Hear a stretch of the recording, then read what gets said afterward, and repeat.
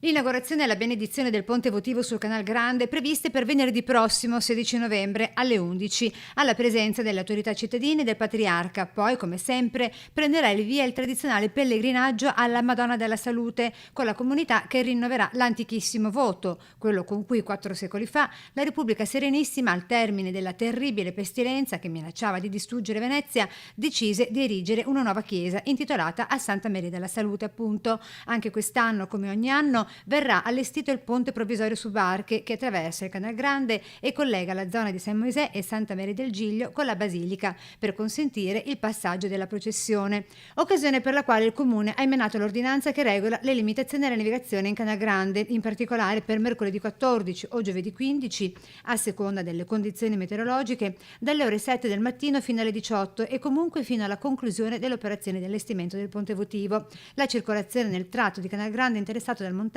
sarà consentita a senso unico alternato nel suo tratto centrale. Ultimato il ponte, da mercoledì 14 fino alle ore 15 di giovedì 22 novembre, il transito sarà invece consentito attraverso il varco centrale esclusivamente alle imbarcazioni con larghezza e altezza inferiori rispettivamente a 4,5 metri e 3,7 metri, con precedenza ai mezzi del servizio pubblico di linea. L'approdo a CTV di Santa Maria del Giglio sarà sospeso dalle ore 8 di lunedì 12 novembre fino alle ore 17 di venerdì 30 novembre, mentre la fermata sussidiaria CTV Salute sarà invece operativa fino a venerdì 23 novembre.